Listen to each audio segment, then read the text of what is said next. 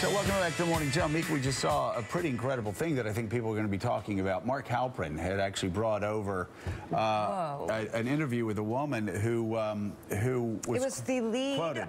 the bookend, actually, of the New York Times piece on Donald Trump. It started with her story and was woven throughout. She was the main character. Yeah. She was the woman who Trump asked to put a bikini on, and she did. So she was on Fox and Friends, and we're going to be getting the tape. But she says that she didn't have a negative experience with Donald Trump. When she talked to the New York Times, she repeatedly asked, this isn't going to be a hit piece because I didn't have a negative impact. And she says that they assured her several times it wasn't a hit piece. It wasn't going to be her being negative. And she said that they took her words and completely spun it and said, quote, I didn't have a negative experience with Donald Trump. And Donnie, she dated, as you've been saying all along, she dated him. Well, that's what she says. By the way, it's okay that he likes women. It's okay that he's dated a lot of women. And I'm going to say it again.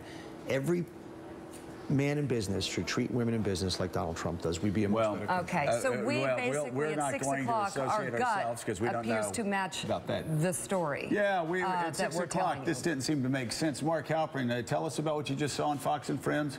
Well, there's a woman who's a lead anecdote in the Times piece and cast in a very negative light, and she's saying she did have a negative relationship. It's not surprising since she did date him and have a good relationship, but it just shows the degree to which there's going to be a political fight over this story. But also, I think the Times probably, I don't know if they regret making her the lead, but certainly they did not put, from her point of view, in context, her experience with Donald Trump, which again they cherry pick. Seems to be an overreach. And you know what? If we had time, Steve Schmidt, we do a 3-hour show every day, and a nonstop schedule. Tonight we'll finish an event probably at 10 or 11 o'clock, and we don't have a really big staff. Wow, really? I wish we had a bigger staff.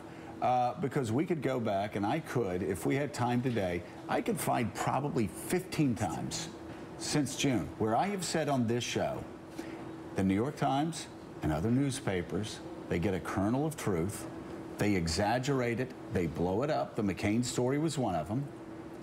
And then they run a massive Sunday story, and then their coverage Monday, Tuesday, Wednesday, Thursday is this the end of Donald Trump? And then on Friday, there is a poll that says, no, it's not the end of Donald Trump.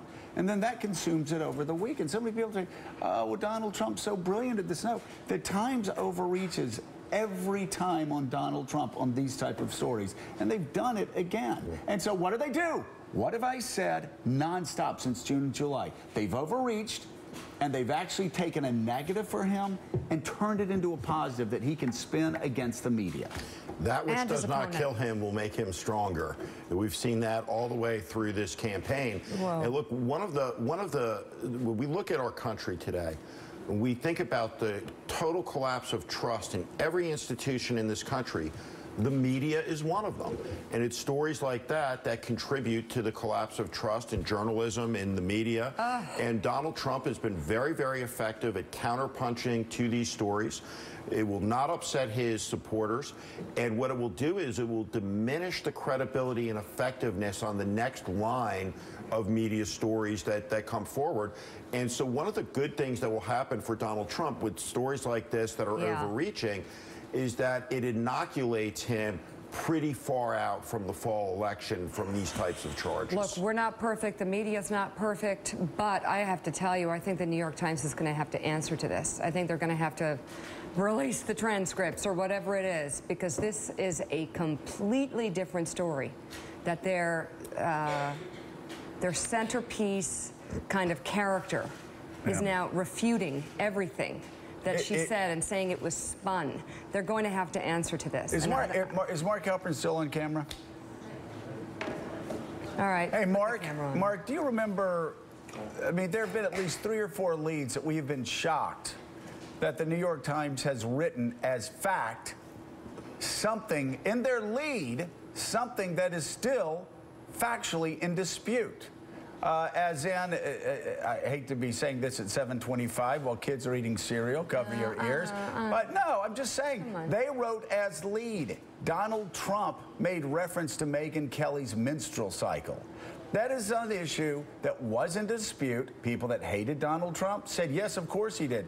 People that didn't hate Donald Trump said, no, he didn't. You and I in the middle were like, well, I'm not so sure that that's what he was talking about. Mika, the same thing. But they have written in leads repeatedly, whether it was a John McCain story or the Megyn Kelly story, you name the story. Now this story leads and articles that assume the absolute worst of Trump, instead of writing it down the middle and letting readers decide. Look, I think the history of the paper's relationship with Trump in this campaign has been one of negative coverage and coverage that assumes negative about both his chances and about his fitness for the office. But let's keep in mind, this is a paper that historically has been pretty negative about Hillary Clinton, too. Yes, they have. So this is the reality. New York Times, the most influential newspaper in the country, has a history of negative coverage against both these candidates. They should be engaged in tough coverage. But I think in the case of these two candidates, they have a history of being justifiably accused of being biased against them or writing stories tilted against them. And it's going to be fascinating to see going forward if they pick a horse, because right now they're clearly more anti-Trump than anti-Clinton. Well, yeah. But they have, Meek, in the early stage of this campaign, they hammered Hillary Clinton nonstop with stories that we thought were very legitimate, but stories that they've had to pull back on from time to time because they overreached with the Clinton campaign. Yeah, I'm stunned. Joe, but I guess the media story is Times no longer is no different than anybody else. Everything overreaches in the media today. Everything is hyperbole. Well, I mean, and maybe you're expecting the New York Times to stay in a rarefied place that doesn't exist in the media. The New York Times is still the New York Times, and I think will always be the New York Times. That's why we're talking about them. If this were in another paper, we wouldn't be talking about it this long. They still are the paper of record. Joining us now, this is where we were going to start the block anyway, NBC News White House correspondent Kristen Welker, and in Washington,